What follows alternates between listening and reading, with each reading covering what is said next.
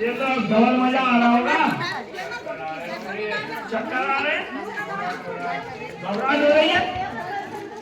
अरे क्या हुआ भगवान? काका, काकी, अरे पकड़े चक्कर आ गए तो चार पचास जाकर फोन लगा रहे हम काकी का। अरे डॉक्टर साहब, अरे है कोई हॉस्पिटल में? क्या हुआ? अरे डॉक्टर साहब, ये मेरा दोस्त है, इसे अचानक चक्कर आ गए। आप लोग ऐसे खड़िए। हाँ, आप इनके पिता हैं? आप इनके पिता है ना? आप इनकी माता है? एक बात बताओ, ये स्कूल जाता है आपका लड़का, किससे मिल रहा है? आपको जानकारी रहती है कि नहीं रहती?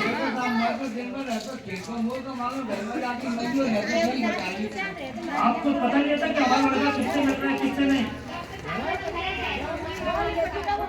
मैं आपको बहुत बेहतर बात बता दूं, ये दोनों सिरिंज के द्वारा नशा करते हैं और आपसे जो पैसा लिया जाता है वो नशे में ही एक व्यक्ति को पैसा देते हैं और नशा करने देते हैं और सिरिंज के द्वारा करते हैं।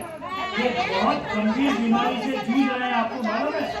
एक ही सिरिंज से अगर नशा कोई करता है, एक ही सिरिंज से पहली बात तो नशा करना बहुत हानिकारक है। अगर कोई करता है तो इनकी बीमारी इनके अंदर आ जाएगी। अगर इनको कोई संक्रमण है और एक ही चीज लगा रहे हैं तो इनके अंदर संक्रमण हो जाएगा। तो HIV संक्रमण इनको हो चुका है। ये दो बीमारी है, एक एड्स नाम की बीमारी है। कई प्रकार की बीमारी हमारे शरीर में चली जाती है और वो ठीक नहीं होना, उसको एड्स बोला जाता है।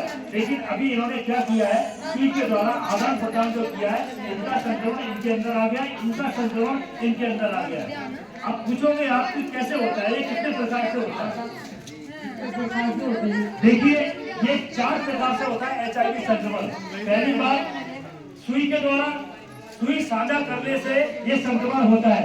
दूसरी बात, जब भी कोई दुर्घटना घटती है या किसी व्यक्ति को खून की जरूरत पड़ती है तो हम जल्दी में क्या करते हैं, अपने दोस्त और भाई के बुलाते हैं, भैया तुम खून दे दो क्योंकि हमारे साथी को खून की जरूरत है। तो जब खून जो व्यक्ति देता है, हो सकता है उसका खून में कोई संक्रमण हो, तो जिस व्यक्ति को खून दिया जा रहा है उसका संक्रमण खून से हो सकता है। तो हमेशा हमें ये ध्यान रखना है कि खून की एक बैंक बनी हुई है, ब्लड बैंक, वहाँ से ही हमें खून देना है तो वहाँ अपना खून दो, एक बॉटल वहाँ से हमें मिल जाता है। तीसरा कारण मैं आपको बताऊँ कि जो हमारी गर्भवती माताएं होती है, गर्भवती माताएं तो उनके होने वाले बच्चे को हो सकता है, लेकिन जो गर्भवती माता है वो सरकारी हॉस्पिटल में जाकर वहाँ 3-3 महीने में जांच कराए। यदि कोई संक्रमण पाया जाता है तो वो डॉक्टर की देखरेख में प्रसव होगा और डॉक्टर ही उसका इलाज करेंगे। चौथा है कि हमें अपने परिवार के प्रति वफादार रहना चाहिए, कोई ऐसा काम नहीं करना चाहिए जैसे हम कोई महीनों बाहर रहते हैं और कभी क्या होता है, हमारा मन चला किसी के साथ हमने अपना दोस्ती कर दी, तो वो ऐसा काम नहीं करना। दोस्ती का मतलब आप लोग समझ गए होंगे, वो कभी ऐसा कोई गलत काम नहीं करना, क्योंकि बाहर की बीमारी अगर हमने ले ली तो हमारे बच्चे आ जाती है।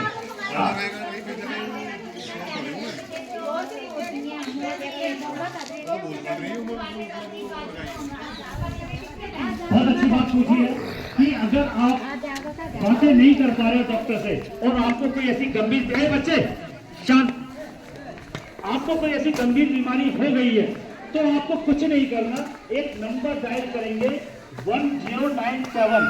कौन सा नंबर बोला है मैंने? ये नंबर वाकई में बिल्कुल राइट है, सही है।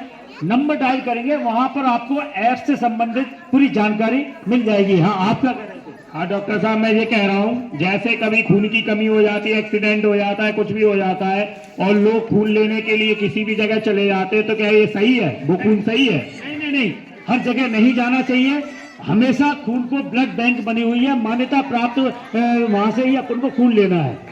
हाँ जहाँ पर का। हाँ, आप क्या करें? जैसे आप मान लो हमारे मुनगा है, आप कह रहे संक्रमण हो गए, हाँ, तो जाके जांच ये कराओ, मैं रिपोर्ट ले आऊंगा का। देखिए, सबसे पहली बात तो जहाँ सरकारी हॉस्पिटल है, ICTC केंद्र खुले हुए हैं सरकारी हॉस्पिटल में, वहाँ पर HIV की जांच होती है। वहाँ पर HIV की, अगर वहाँ पर HIV संक्रमण वो व्यक्ति पाया जाता है, मान लीजिए इन्होंने जांच कराई, इनको HIV संक्रमण है, तो इनकी रिपोर्ट इन्हीं को दी जाएगी, इनको नहीं दी जाएगी रिपोर्ट। बिल्कुल सही बात है जी। हाँ, खर्चा आता होगा। नहीं, कोई खर्चा नहीं आता, बिल्कुल निःशुल्क जांच होती है। और सबसे बड़ी बात, अगर वो HIV संक्रमण पाया गया है तो उसको घबराने की जरूरत नहीं है। उसको दवाइयाँ, ART की दवाइयाँ बिल्कुल फ्री में मिलती हैं सिर्फ।